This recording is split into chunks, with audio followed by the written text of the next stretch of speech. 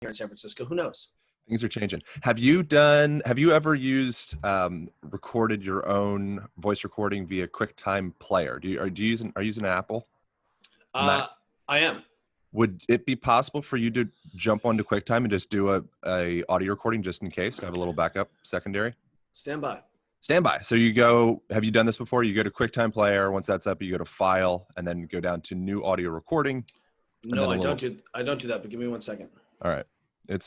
I learned it from somebody else and it was helpful. It also ensures that the audio quality is quite good in case Zoom does anything funny. My strong preference is to do these things in person for those reasons, but that kind of makes a little insurance policy. It's a little tricky. Okay, QuickTime Player, stand by. Yes, sir. And then New Audio Recording, and then a little doodad will pop up, and then there's a little like inverted arrow going down beside the recorder. Click on that guy and do max quality audio. QuickTime Player is not authorized to access the microphone. Stand by. Stand by. Okay. I want to grab something actually really quick. Okay, so external microphone, MacBook Air microphone. Check. Check. Okay, I think you wanted me to do which MacBook Air microphone? Yeah. Yeah, whatever you got. Check. Okay, that seems to be working. External microphone here. Let's see, that's also working fine. Okay. And now you want me to do what now? Just record. Okay, recording. Bam. Cannot record. Try recording again. Stand by. Perfect. New audio recording. Let's try this one. And push play here. Nope, not working. Well, we'll just have to go to the gods. It's not the end of the world. It'll work. It's going to work. It's going to work. Press record on my side. Thanks for making time. I already pressed record on here, so we are recording, and I don't include the beginning. I just kind of cut it out wherever it's appropriate. So there's no like start point to the thing. I don't say like welcome to my porch or anything like that. We just talk and welcome back to the porch. What bike do you have back there? That is a Bianchi Vigorelli. It's like an old. It was nice like 55 years ago. Well, every bike is nice 55 years ago.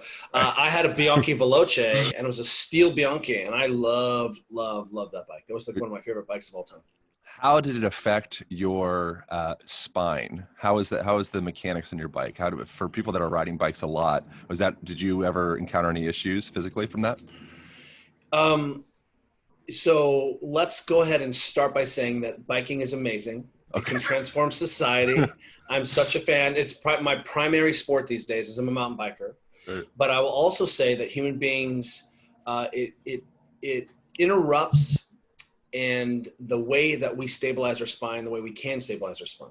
And so you are designed to have force through the ground. You have 13 muscles that create external rotation, torsion force between your femur and between your leg and your pelvis. And what ends up happening then is that you can create a very stable pelvis off of your femur when your foot is straight and all those muscles turn on. Well, as soon as you sit down and you strap your feet into pedals, you have no longer any primary mechanism by which of stabilizing your pelvis. And so your body says, no problem.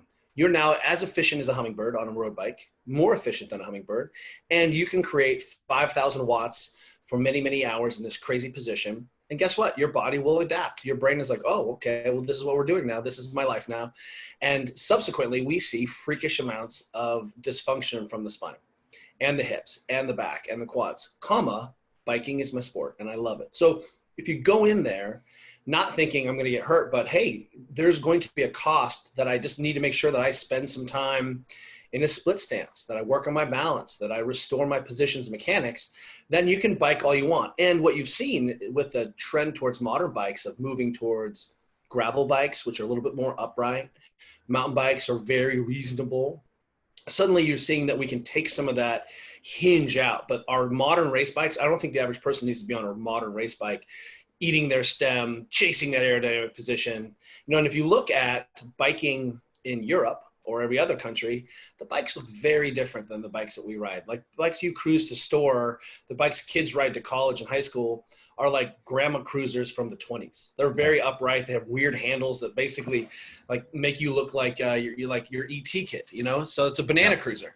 And so I think fundamentally, again, we can transform society with these things, especially the e-bike. It's about social justice. I think the biking could be the easy aerobic piece that allows people with real orthopedic issues and changes to continue to explore the environment, continue to have access, right? It's really that remarkable a technology, comma, it comes at a cost.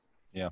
I think biking is another one of those tools that you can start to integrate into your daily life, so that your whole life becomes a little bit more like fitness, as opposed to being entirely committed to having your 45 minutes at the gym. Like, how do we start to disperse that 45 minutes or hour or whatever into the rest of your life? And I think biking or walking or any of those are really helpful tools. Yeah, I really appreciate that. And, you know, I know that this is where your mind is all the time. And, you know, I think people fail to appreciate that, you know, some of our good friends, you know, the research is that we used to walk, and maybe the magic number is somewhere between 6,000 and 8,000 steps a day, which is not that much. And one of the things that we tend to talk about walking as a way of creating enough non-exercise activity load that you actually feel fatigue when you go to bed. That's why we want people to walk 10 to 12,000 steps a day, like so that you can actually go fall asleep. You actually have moved your body enough. Yeah. From a physiology, you have to load your Achilles. You have to load your feet. Your tissues will not be tissues unless they're mechanically loaded, period. That's the magic. And so most of us are underloaded during the day, and walking is egalitarian. I'm not even talking about like running. You can put a heavy backpack on and suddenly that walking becomes legit. You're loading your spine. It is the thing that makes us humans. Like, we are supposed to walk around. Now, if we go back into the deep physiology nerddom, which, you know, you are the president of, you know, we have to look at the fact that our entire lymphatic system is bootstrapped into this movement system. And your lymphatic system, for those people who don't know, is basically the sewer system of your body. It moves your waste around, old proteins that you're not using, waste products, things that can't go back into your circulation to be filtered, go through the lymphatic system. And if you don't move, you cannot decongest. And that decongestion is a classic Chinese term, right? Stagnation, decongestion. There's a reason why you're supposed to walk, to move your organs around. There's a reason you're supposed to walk, so that your muscles contract, so you can dump your lymphatics. And there are a lot of problems that we see that are stasis problems, where things aren't circulating. So if you look, Perry Nicholson, who I'm a huge fan of, you know, describes the body as an aquarium, and that aquarium has to have a pump. And if we start to look at ourselves as this dynamic fluid system, as described by Philip Beach and everyone else, then all of a sudden you see that, wow, walking isn't just about loading my feet or being tired enough to go to sleep. It's the key to circulating my sewage system. So if you don't want to circulate your sewage system, by all means, just cruise around. So one of the things that's so clever about what you said is, man, I don't have to create another opportunity to work out. I just need to be what I'm supposed to be as a human animal, which is just in movement, in motion all day long. And then when you can figure out ways to be clever about integrating those practices, so that's not one more thing you have to do, or one more activation or glute mobilization or some skill where you're trying to take all of your human animal concepts and put them into a 45-minute flow session in the gym, then the gym is really a wonderful add-on tool to the things that are already working, which is you being a full human. Yeah. So what about the person who they are pumping their system, but there are some kinks expressed in various points throughout the hose, and so they're not, even though they're technically pressing on the pump, there's still some congestion at various points? Well, I think what you're seeing is, you know, you and I are both sitting on the ground right now. This is an example, right? Yeah. And sitting on the ground is a wonderful way to unkink the hose. And if you can set up your life so that you're a little bit barefoot, when you're maybe just at home, that you email on the ground, sit on the ground a little bit, you put your arms over your head, you just take your joints through their normal range of motion. That's cleverly why there is something called sun salutation in yoga, right? They figured out a long time ago, hey, you've not been moving all day, all night. Now let's just give you 10 or 15 minutes of touching some key positions. And when you start to see downward dog that way, you're like, ooh, clever. So the body, I think, is so clever and so remarkable design that if you engage in some very basic behaviors, it self-regulates, it auto-regulates. It wants to do the things it's supposed to do. That's what the plumbing is for. But most of us are going out of our way to interrupt that plumbing, interrupt that algorithm. And so if you begin to have a conversation around your soft tissue, I mean, you are a fascia, aficionado, for lack of a better word, and have been kind of advocating for this. Well, we start to see suddenly that this lymphatic system, this fascial system, these muscular systems, these joint systems, they're all components of the system. It's like saying I have a sewage system, but we don't believe in turns, or we don't believe in pumps or weigh houses or toilets. I mean, you need the whole system. Yeah. And so, the problem is you can go deep nerd or deep into your tribe and say, this is the most important thing. And suddenly you can miss the fact that you're a system of systems. So when we begin to do a better job of constraining our environmental health or constraining our behaviors, then the system auto-regulates, and it's one less thing you have to just manually mess with, right? Yeah. I wonder with you, like I've already blown much smoke up your ass many times, but you've been a major inspiration in my whole worldview, the way that I communicate about all this stuff, and the production of videos, podcasts, even the book. And so I wonder with you, like, what's actively challenging in your life? Because you always seem very well put together in every interview I've ever heard. Is there anything that's like ruffling your feathers? It could be physically, it could yes. be. Well, I'm glad to talk about that. I'm so glad to talk about that. So here's an example of the fact that you cannot cheat your physiology. So let's start with that idea. You cannot short circuit or cheat your physiology. We think we can. Yep. I don't need to sleep. I only sleep 5 hours a night. Oh, really? Okay. Well, how'd that go for you? Well, my hair fell out and I'm overweight and I'm stressed and, okay. I don't make the gains. So it turns out no one can sleep 5 hours. You can pretend like you can, but that bill will come due. So recently, our gym is in San Francisco. We have been closed since March, right? We theoretically were allowed to open up just yesterday and have 4 or 5 people in the gym at a time. That's, indoors. We can't open because that's not a gym. I don't know what that is. That's my garage. We can't even go outside right now because of the fires in California. We've been training outside with 10 people classes since June. We just don't know if it's going to make it. And that has been just causing a ton of stress for me. Why? Because I care about my coaches. I care about my community. I've had this thing for 15 years. So add into the fact that we are now working at really crazy rates here at home, because now we're just home and we just work. Add in the fact that I've had immediate access to my espresso machine. And I was probably drinking 9 cups of coffee a day, at least 9 Americanos. I've switched to cold brew. I feel like that's been it still jacks me up, but somehow I feel a little bit better about it. I'm just going to side. I go through phases where I drink a lot of coffee, right? And when I had 2 children and I did this blood panel, and I was sitting down with an interventional nutritionist, and she was like, so it says here you have 1 to 2 cups of coffee a day. And I was like, there's no hyphen. And she was like, what? You have 12 cups of coffee a day? And I was like, well, that's 3 20-ounce Americanos from Starbucks. I'm up at 4:30 and coaching, and I have one at like 11 and one at 3. And then I go home and I'm trying to be a dad and I fly around, and I was like, what do you think my plasma is made of? Caffeine. And she was like, I don't think that's good. I was like, I'm sure it's not good, this is my crutch. Like, this is what's keeping me going. This is the duct tape on the system. Yeah. So recently I ended up creating a situation. I had 1 alcoholic drink. I was super hypohydrated. We went into the sauna. We did Restrepo. We brought the air bike into the sauna. I ate a big meal, and I started some reflux, some gastric intestinal reflux kind of was latent. And I'd kind of feeling a little bit, but I was like, it's fine, whatever. So big meal at night, late, all of these things, not drinking enough water during the day, being a stress case. And all of a sudden I developed intractable hiccups that lasted for 11 days. So they put me on Thorazine, couldn't break it. I did meditation. I did guided hypnosis. I went to acupuncture. I had to get on the Prilosec.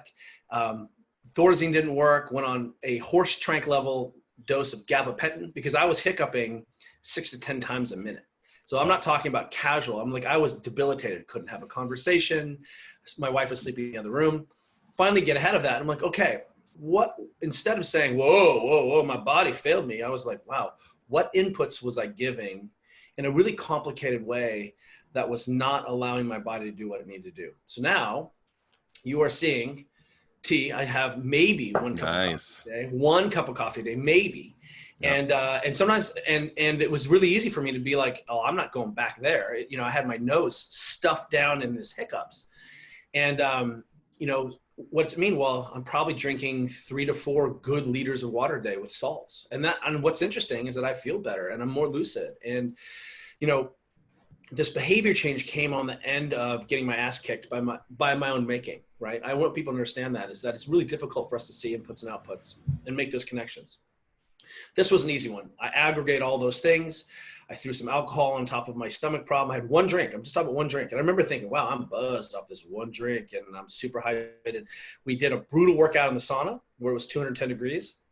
I jumped on a podcast, still didn't have a chance to drink anything. So I know that I lowered my defenses. I crushed myself. I found out where I could break, and I broke. And when I took off those bad behaviors, what I got was improved clarity. I got improved functionality. And that's what I think is sometimes lost in this greater conversation, that we aren't saying do these things so you can avoid hip surgery. We're saying do these things because you're actually not taking advantage of how good you can feel, how rad you can be, how nice your skin can look, how it's easier to look better naked. I mean, if you want abs, by all means, just hiccup 6 or 8 times a minute for 11 days. I was like, I'm jacked. This is great. It's called trauma trim. I lost 11 pounds. It's like traveling with one of those little e-stim things on your abs. Right? Totally casual. Totally casual. No, man, it's fine. And, what's interesting. So for me, what was really great was, once again, I was like, okay, I still am mortal, even though I do a lot of these things right. I was engaged in behaviors that weren't sustainable. And I think that's one of the things that's really important for people to hear, is that we don't necessarily have to be perfect all the time. You just can't be imperfect for long, long periods of time, right? This isn't an overnight. I mean, of course I can buffer. I'm like, you're like, Kelly, we're drinking 10 espressos at the World Espresso Championship. I'm like, I'm in. Let's do this. But I can't do that day after day after day after day, right? I wonder the relationship to tribe and having people be able to come together and sweat and chant in the form of grunting or hooting or 1, 2, 3, go, whatever. Like that integrates people together. It makes them feel like they are beyond themselves. So we can feel very lonely, stuck inside of this skin bag by ourselves, and then all we have is this 2-dimensional screen to look at. When we start to move in unison or speak in unison, marching, working out together, dancing together, it's like a spiritual religious practice in a sense, quite literally, in the fact that that's what happens in many spiritual religious practices. And I think that I wonder the effect on humanity and yourself and your gym and the people that you see in your world of that being kind of blocked out of our lives. Is that something that you notice? I know that was a rambling way of describing. No, I think that's a really perfect way. So, I think if I quote Perry Nicholson again, he put up a post recently that just said, hey, let's view the brain as a social organ, that a brain doesn't function well unless it's around other brains. Correct. So that, that's just like, hey, one battery doesn't charge run the machine. You need 3 batteries. And so fundamentally right now, we will see ripples through the behavior of kids being afraid to make eye contact or be, hugging and physical contact and proximity that's us, that's humans. Yep. And so I don't know if we know the true cost of our inaction or inability to manage or regulate this, but something you bring up that's so important is this co-regulation, which is, I think, a right term for it, is the shared experience. When we opened the gym back up to outside, everyone got to bring their dumbbells back, right? That we loaned every piece of equipment that we had in the gym out to our members during the closure. Cool. And just to keep them intact, right? We're like, we're your people. And they came in and they were like, I thought this gym, and we had really hardcore athletes come in and say, I thought this gym was about being strong and powerful and position, but it's not those things at all. It's about being seen. It's about being in a community. It's about a few minutes of the day where I practice and I get coached and I get unconditional positive regard. And people were like, really, I mean, they were teary eyed as they're like handing back their kettlebells. Like, thank you. I can't wait to be back. And so, you know, to your point, you know, in this thing, I think one of the things that's, you know, we've done with our girls is we were like, okay, there's got to be a couple families that we spend time with. They're in our bubble. And if they get sick, we're going to get sick. And the cost of that, or the risk that we're taking, and we're not going to raves and, you know, taking overt risks, but the pressure on my daughters to be alone with their parents for 5 months and in this crucial time wasn't good enough. And so we made decisions around saying, hey, look, we're not doing that and then going hugging grandma. You know, we still haven't touched, you know, Juliet's mother lives a mile from us, and we still have not touched her since February or March, right? We have not hugged it for her. We wear masks, we still social distance. Why? Because they're in a higher risk population. But that doesn't mean that we can't use our brains and say, okay, this is a risk that we're willing to take with this other family, because it's going to help us to remain intact. And again, however you feel about this thing, about what's going on, to the bottom, to you, the central instance of your question is, what does it mean to be a human being? Or are we doing that, yes or no? And as I said before, I can be subhuman or engage in behaviors that are hard on a human being for a while, but I can't make those persistent behaviors. So, you know, yes, you can go off into the woods. I mean, we were watching some Naked and Afraid style thing, like on, you know, the Outdoor Channel, and like these people went and lived in Alaska for 50 or 60 days. It's like lone survivor, basically. And this guy at 50 days turns to the camera and he's like, you know, I would come home and I would not be with my wife and I'd get on the internet and I'm so sorry. And he's basically having this mea culpa because he had enough time being away from his family to realize how, you know, he wasn't taking advantage of it. And that's where we are right now. And we're going to at some point have to change our society and our customs around the ways that we interact, the ways we make contact, the ways we, you know, the shared experience. And this is hard for you because you can't go to your spin class. Imagine what it's like for my 15-year-old daughter.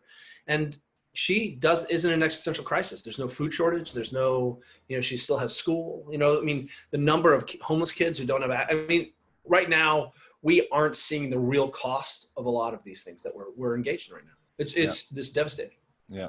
With kind of sort of sidetracking, something I was interested in talking to you about is the value of having some form of rite of passage as a young person. And I know with your history with kayaking, and I didn't realize that you went to CU. That was that's makes sense that you're all enamored with well, no, you're enamored with Rolfing.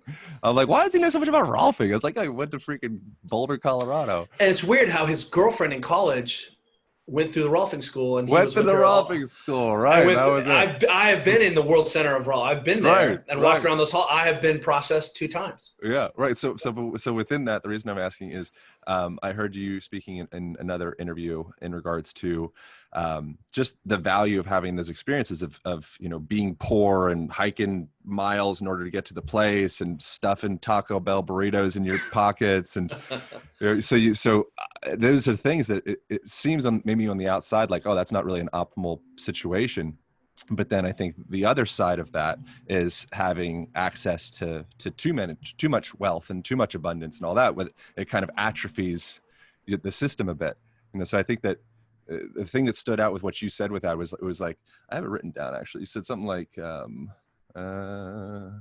break yourself against your fear. And that was something that I was doing a lot when I was living in Colorado. I didn't realize until after the fact. When I go to Colorado now, I see all these mountains and I realize, I look at them, I was like, oh, every day for me, it was a challenge of getting up a mountain.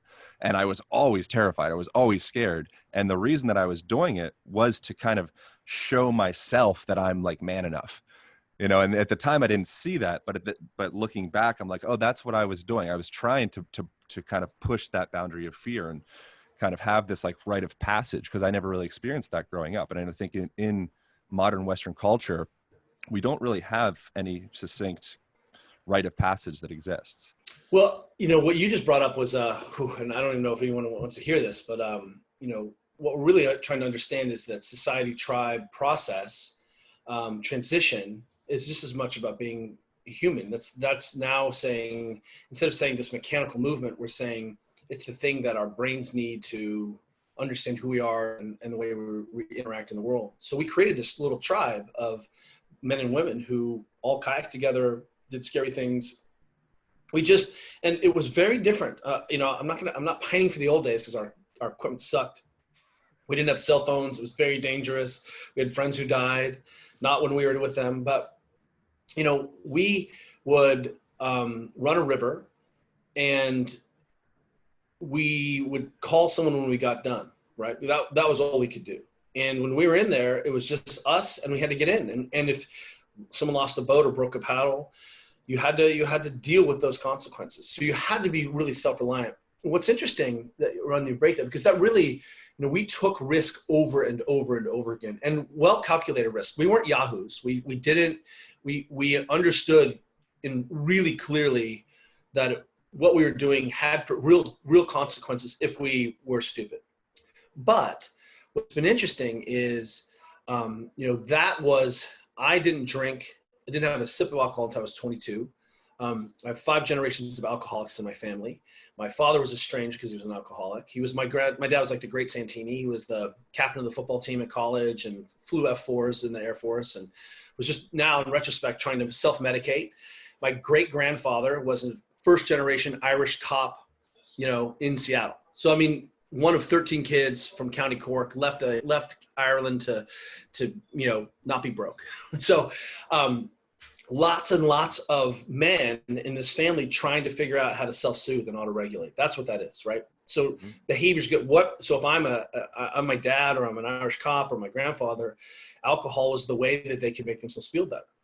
That was the way that they tried to make themselves feel better. Clearly it wasn't great. It did a lot of damage. And I figured out early on, I was lucky enough to see that, boy, that's not working for them, and it scared the shit out of me. And so I didn't drink at all. Instead, I scared the crap out of myself all the time. And I discovered exercise. And exercise was a behavior that was just a self-soothing mechanism where I could feel better. But then this other thing where I had to use my fitness and my wits and be really afraid. And then I had to go do the thing, we roll up and it's a big class 5 rapid, and we decided who's going to go first, and we run safety, and someone's with a rope at the pinch point and hoping that, and then it's your turn. And when you push off from the rock and go, the only time you're not above the rapid, the only time when you're not afraid is when you're in the rapid, because there's no time. Basically, Stephen Kotler wrote about this in Rise of the Superman, called transient hypofrontality, which is in those moments where you are so committed to a behavior that has real consequences, you will get into flow state, because you have a choice. You're either going to snap into flow state, or you're going to have a horrible swim and get pinned, or something bad's going to happen.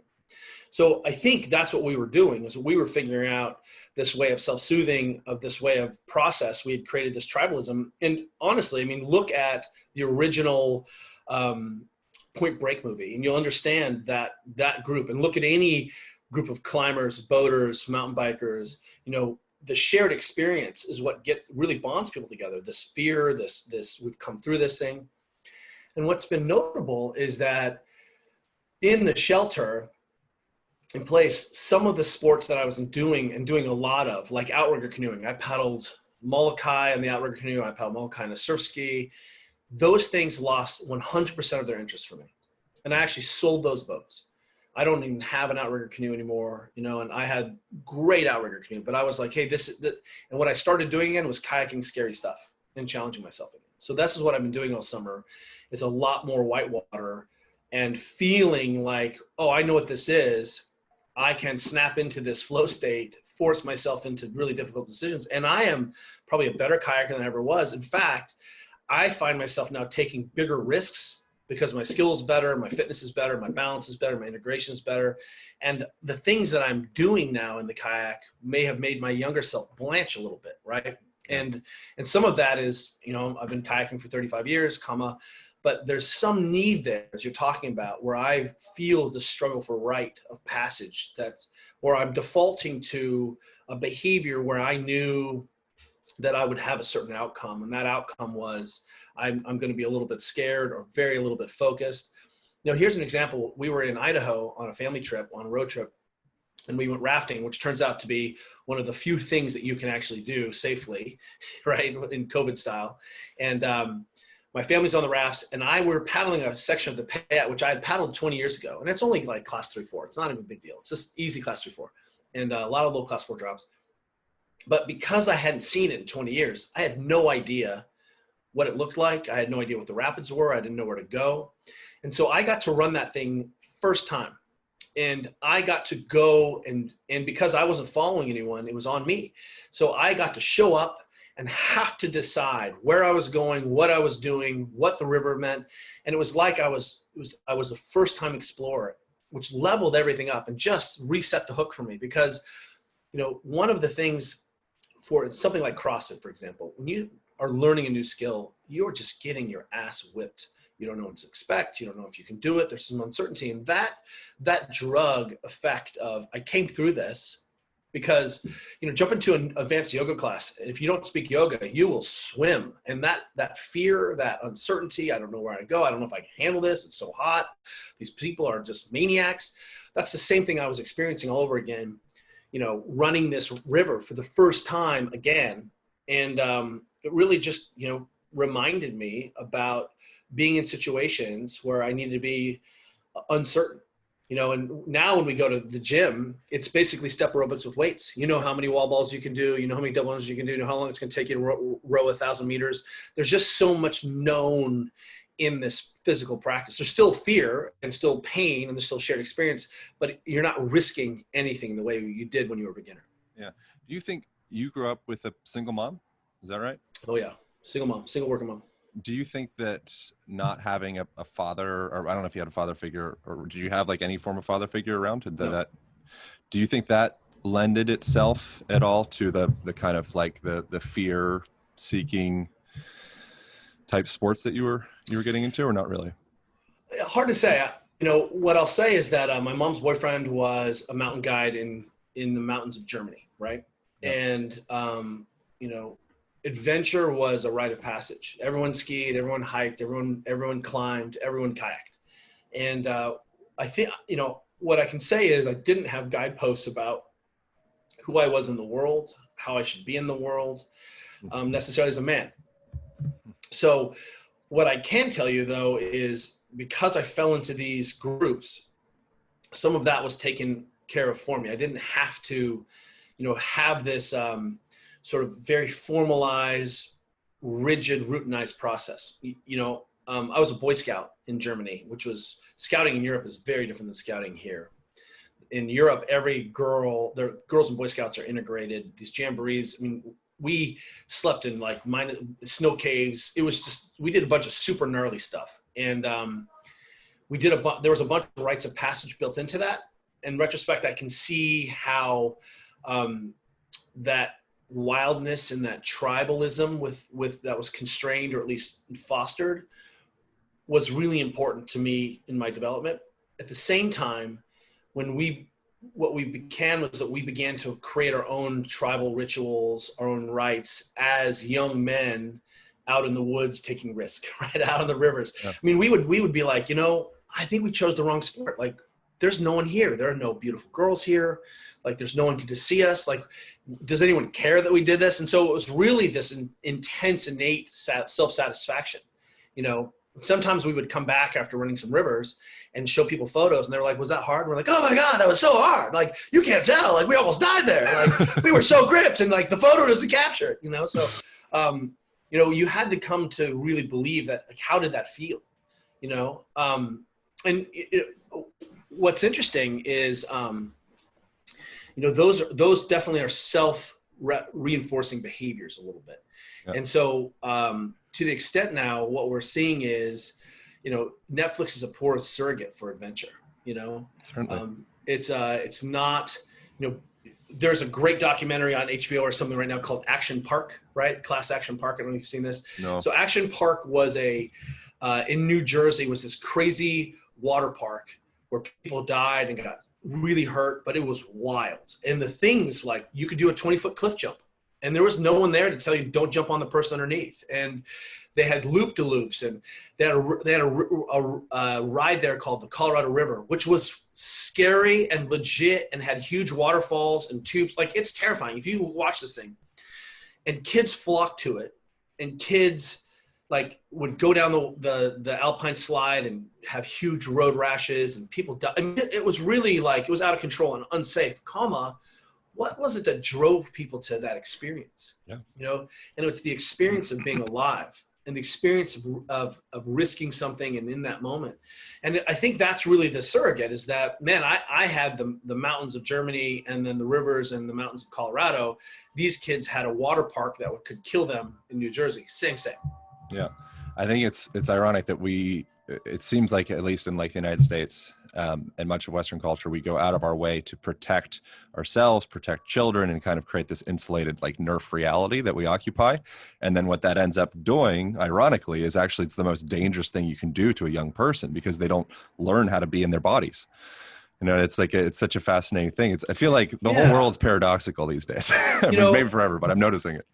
Well, I think what's interesting then is the next follow-up question to that statement is, well, okay, so how do you shape the environment?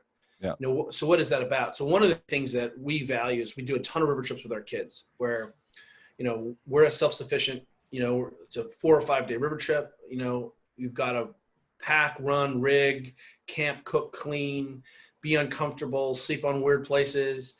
You know, when we're on the river, no one sleeps great because your brain is like, weird environment. I got to do this tomorrow. You know, This summer, my daughter, Georgia, who's now 15, there's been a couple of really interesting things for her because, you know, classic Northern California Marin kid, right?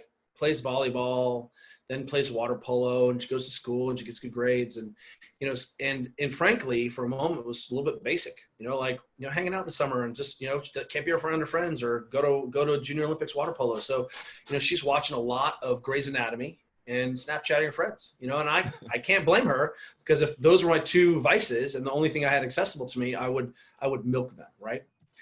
So all of a sudden, though, when we got back from Thailand, at Christmas, Georgia came back and said, hey, I think I want to fight Muay Thai. And I was like, fantastic. Oh. You know, and that's, as a dad, I'm like, well, how much money can I throw at that? You know, and we have an incredible instructor locally. And there was a moment where he couldn't go in his gym and Georgia didn't fight. And then we eventually said, you know, once again, hey, we're going to have to take this risk with this person that we trust and it feels like a family member, because the downside to my daughter is too strong. Yeah. And so it's one person at a time. They're doing social distance. They're being, you know, there's a lot of ventilation, and, you know, Georgia's fighting Muay Thai and being scared and having, and like, man, you want to see a 15-year-old kid who's like, the thing she's living for is fighting Muay Thai and Thai kickboxing for those people.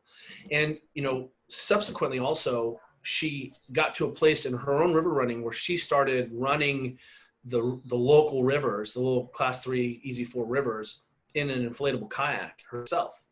And to watch her go through all the stages of fear, I don't know if I can do this, I'm scared, I shredded that, you see my line, my hair is dry, you know, it's that same thing over and over again, where we have to make the environment sufficiently difficult and then overcome that we can take this next risk behavior. And, you know, a lot of people ask Juliet and I, you know, why is it that you guys are comfortable with so much risk in your life, working for yourselves and doing things? And I'm like, well, because we've been practicing those behaviors physically for a long time. And if you look then at, you know, my youngest daughter riverboards.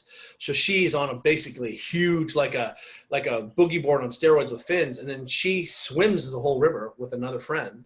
And they boogie board the same thing I'm kayaking right there on the river. And so there's my little 12-year-old kicking through and just gutting these gigantic holes in rapids. And, you know, you can start to see those behaviors. So someone like Erwan Lacour in his MoveNat, you know, one of the things that you see through this play piece, which is so crucial to understand why, you know, when I ask my kids to go front squat with me, they're like, that sucks. Like, I'm not into that, Dad.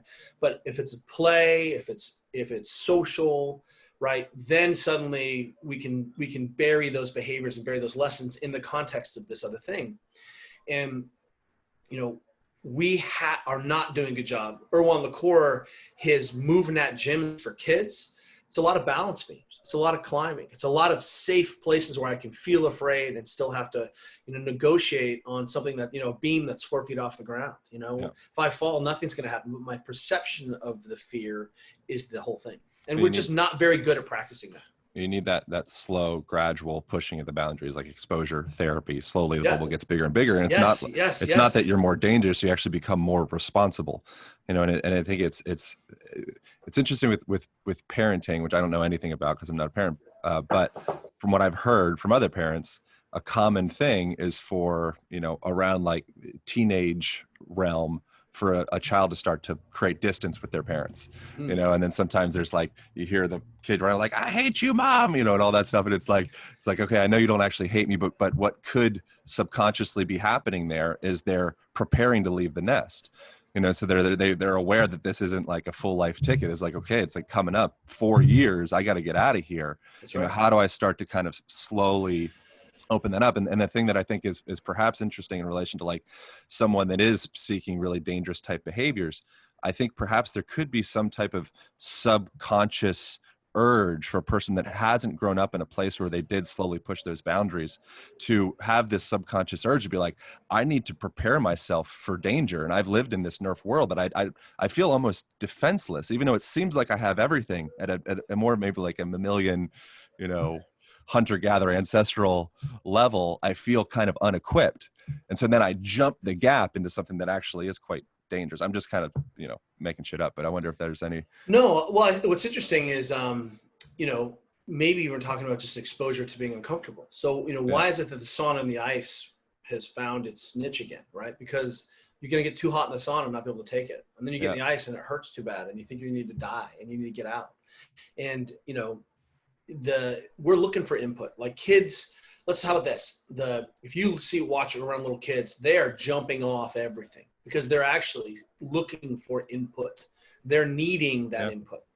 And we used to think, oh, it's the frontal brain, frontal cortex isn't developed, poor decision making. It's not what it is. The brain is looking for novel exposure, novelty seeking as a way of getting input. Is the body looking for input? Yeah. So, apply that now to, my friends, they have kids who are seniors in college. Last year of college, not going to happen remotely. Those kids who are the greatest young men ever become physical pieces of shit to their parents. Yeah. Because they're trapped and they don't have agency. And they've lost their independence and freedom. They don't have any control over their space. And, that helplessness is really difficult. And unless we can put that uncertainty, because look, it would be great if we all could have wilderness exposure and do all the things and jump our mountain bikes, but this just doesn't scale, right? So at some level, we need to make sure that we're keeping an eye on the fact that, like, where does rubber hit the road? You and I are like, we're such mountain men that, like, we've neither of us shaved today and we're sitting on the ground. And that's basically like, okay, that's pretty weak sauce, but that's where we are right now. But where do we put those feelings then? And more importantly, how do those feelings help us? And how do we integrate that into where the whole thing is hidden from us? I think that's really one of the things that I love about your book, is that there's so much, you are very meta about seeing the behaviors that make us human and trying to wrap those things into actions that are very routinized or superficial on the surface, but are so deep and ingrained into our DNA on the other side.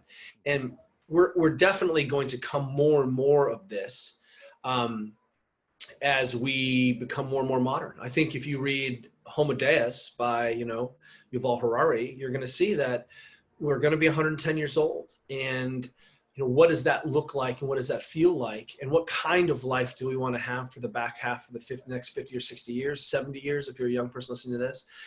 And that's a question we need to really start, asking. The Tour de France is going on right now. And, I have a really complicated relationship with professional sport. I work in a lot of professional sport, more than people realize.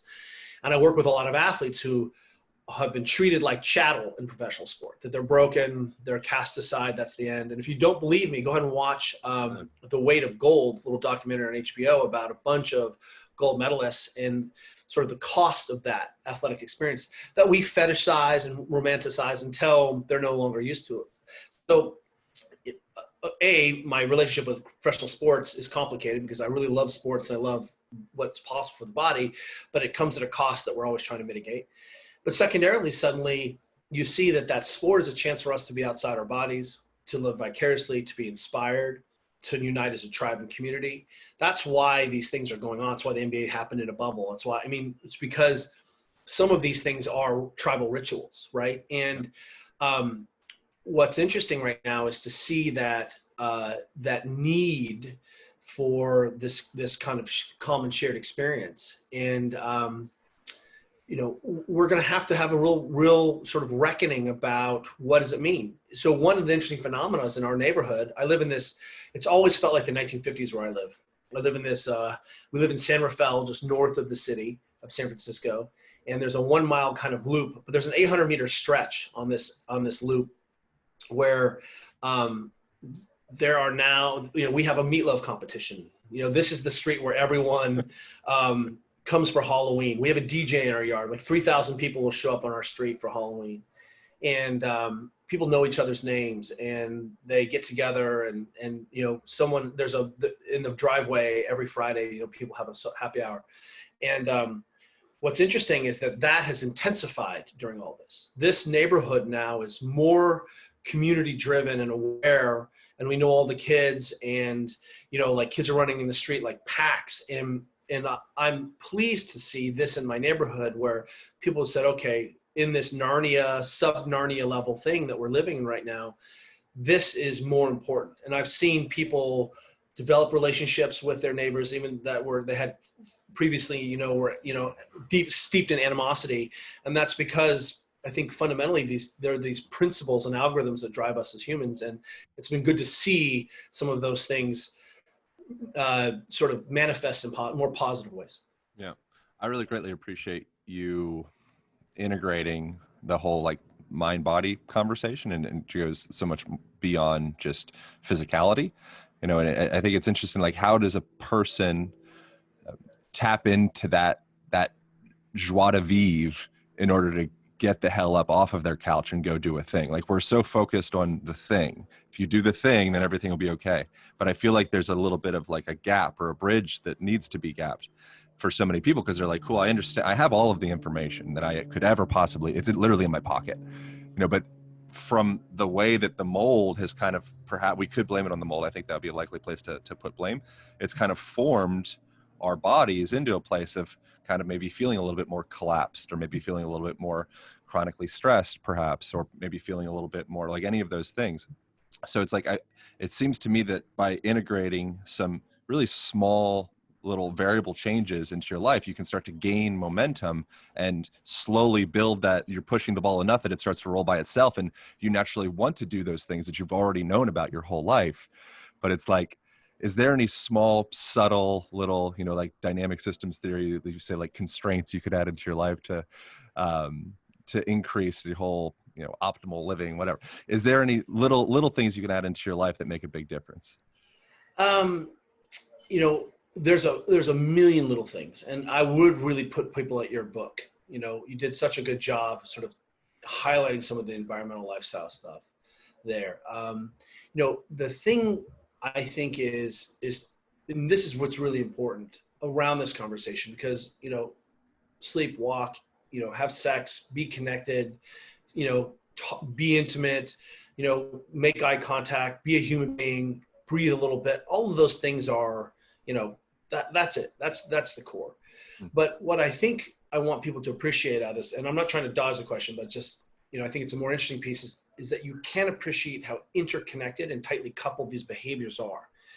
If you stay up all night because you're depressed watching Netflix or binging, then you're not going to get very much sleep. Yep. And then you wake up in the morning and you're super tired and you're kind of groggy. So you have a bunch of coffee, and at 4 o'clock you have another coffee. And then if you have caffeine after 4, it doesn't matter who you are, like it's really difficult it'll affect the quality of your sleep. And then to hit the brakes, you have a drink or two. because it's social and that's what people are doing and it makes you feel better in the moment, but that disrupts your sleep. So now you're dehydrated and tired and caffeinated and alcoholed. So you sleep a little bit worse. And then you wake up in the morning and you feel terrible again. And you get caught in this loop of, depressant stimulant cycling that you're not even aware of.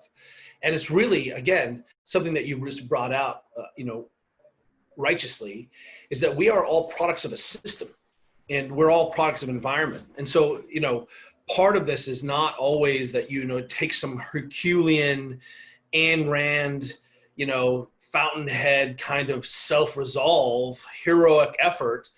Like, you're a product of the environment and the system and the people around you. And some of that is habit and process, and so like, if we're going boating, you go boating, if we're going mountain biking, you're going mountain biking with us. And so once again, that first thing where we said that the brain is not an isolated organ, is right now it's difficult to have all those things dialed and appreciate that the whole thing affects the whole other thing. And, we say there's a great book that I highly recommend for people to read who are interested in this thing, called Normal Accidents by Charles Perrow. And normal accident theory is basically looking at complex systems and trying to appreciate that in that complex system, processes are so tightly coupled but hidden from us that they may not express themselves unless there's enough time in the system present. So that's shorthand for what looks like a freak accident or an outlier is just a normal expression of the system if you give the system enough time to work. Yep. And what that means is, right now, we've just added a whole bunch of stress to the system and we're really seeing what the cracks were. And suddenly we've accelerated some of the timing and some of the processes that maybe were hidden from us before and would have taken another decade for those poor behaviors to pop out, AKA hiccups for 11 days, right? So, what's interesting about normal accident theory is that we begin to look at stresses in the system not as outliers or one-offs, but as completely normal. And that's the normal accident, that it's actually a part of the process. It's a feature of the process, which means we can then go back and say, well, what one thing or two things am I going to just do better today? And I think, if I read your book and didn't know better, I would make this list and I'd start checking things off and I'd be like, I'm a failure. I only did 6 of the 19 things that, Aaron said I should do. And instead of appreciating that those 2 or 3 things that you took a crack at today impacted 19 different things, just in subtly different ways that were hidden from your consciousness or your awareness or your physical practice. Yep. And when people begin to do that, and I spend a lot of time thinking and talking about behavior change, as you do. Part of what we have seen, for example, in nutrition, is that it's a lot easier to add things into people's diets than to take things out from people's diets. So if I want you to eat a better diet, first thing I'm going to do is say, hey, I just need you to add in. Don't worry about how much Coke and alcohol you're drinking. I just need you to drink 3 glasses of water today, right? And we were like, well, I can do that. And then what we see is that there's something less. We've constrained a behavior by adding pressure to it. So if I want you to eat fewer cookies and less crap, and I say, hey, I want you to eat 500 grams of fruits today, or fruits and vegetables, your choice, just 500 grams, you can measure that out. Then all of a sudden, I guarantee you'll be so full from eating that you won't be able to eat a second serving of pasta or toast.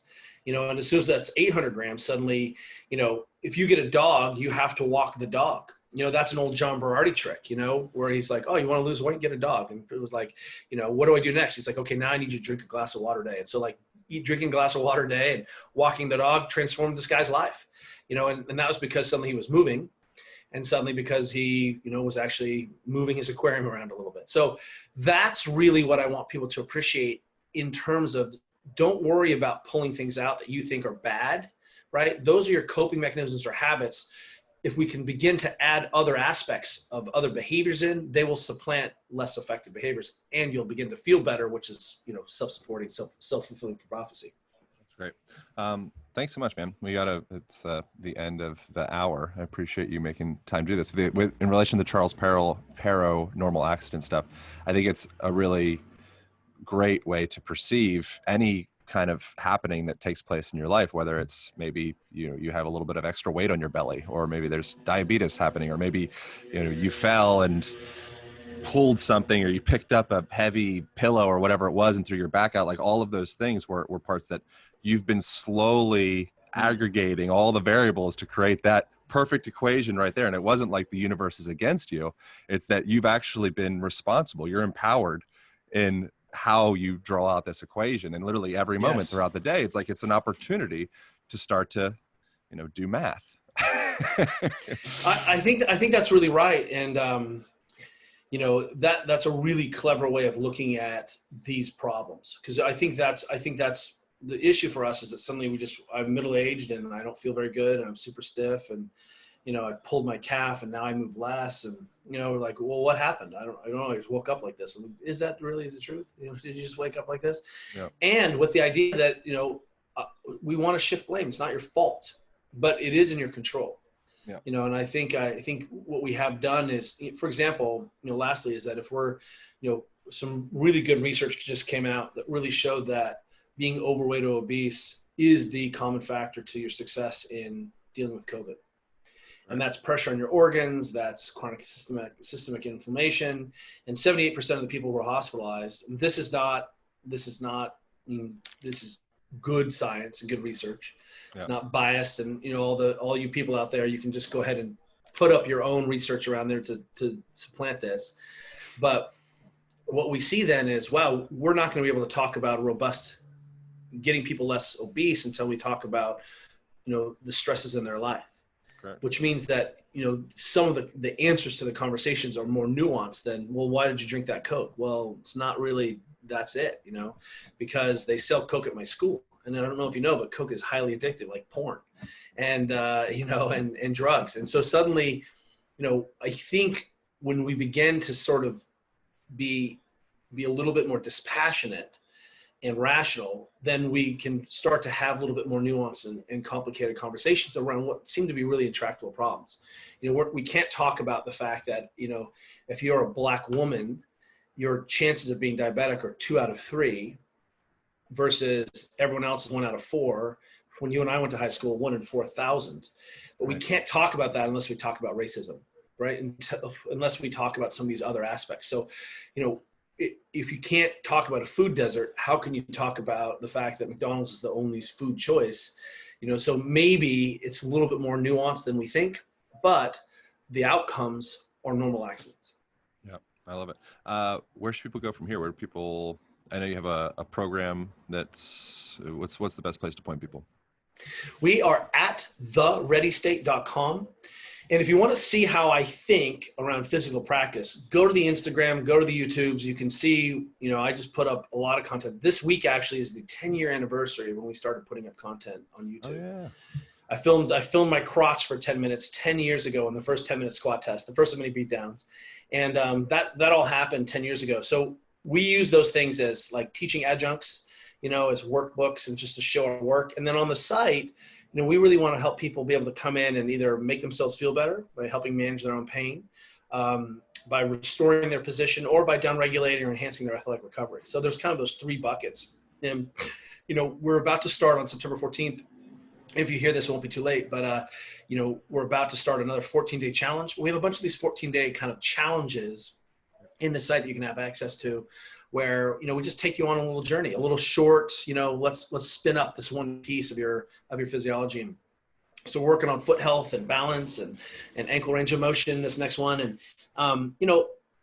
the bottom line is we have really good tools, but this is the age of synthesis. And if we can't figure out how to put these tools into your life and help you work it into your crazy busy daily life, then it's all bullshit. I love it. Well, we'll release this this coming Monday, so people can jump over there. Once again, thank you so much. You've been a major anchor in my thinking process and just the way that I approach. Like a broken anchor, like dragging you down, like an albatross. No, honestly, I really enjoy looking. Like I listen to a lot of like Ram Dass and Alan Watts, and just anybody that's talking about kind of stony philosophical type things, and I try to integrate that into to approach with your relationship with your body. And then sometimes I think I can start to veer a little bit overly meta kind of tinfoil hat type direction. And then I'll just dial back into some Kelly Starrett. And I feel like it's a nice balance. So you're like the other side of my scale that kind of like puts me back into homeostasis. I greatly appreciate you. Likewise, my friends. Always a pleasure to spend an hour with you. All right. See you, brother. Thanks, man. That was great. Thank you, brother. Fantastic. And really,